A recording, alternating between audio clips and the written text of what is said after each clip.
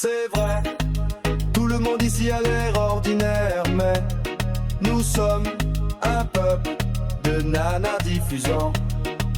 En chacun se cache toujours un hassid, prêt d'apporter la délivrance. Le chauffeur de bus de Dan, celui qui est toujours à l'heure. Il distribue maintenant les pétecs de Rabbi Israël au sud près d'Iram.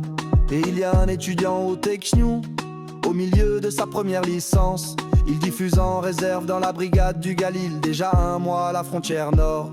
C'est vrai, tout le monde ici a l'air ordinaire, mais nous sommes un peuple de nanas diffusants. En chacun se cache toujours un hassid, prêt à apporter la délivrance.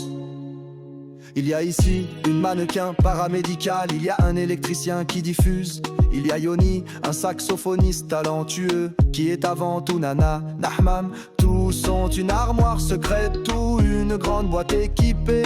Il y a un livre et un manteau, toujours prêt pour le défi. C'est vrai, tout le monde ici a l'air ordinaire, mais nous sommes un peuple de nanas diffusants. En chacun se cache toujours un hassid, prêt à apporter la délivrance. Et peu importe si au milieu de la vie ou en plein match de football, tous laisseront tout en une seconde si le drapeau les appelle. Ici ce n'est pas un univers parallèle, pas un monde de Marvel, c'est notre histoire, Nana Nahman en Israël.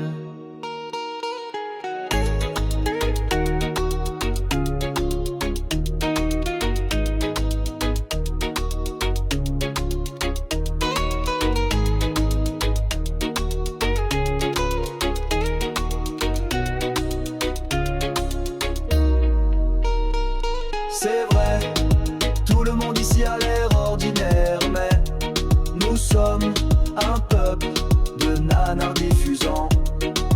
En chacun se cache toujours un hassid, prêt à apporter la délivrance. Ce n'est pas une histoire de super-héros, mais d'un peuple qui croit en Rabbeinu Nahman, en Rabbi Israël, Balapetek à Jérusalem et à la délivrance. Les diffuseurs sont notre cœur, toujours prêts à répandre la lumière. Ensemble nous viendrons, nous nous tiendrons, nous accueillerons la délivrance.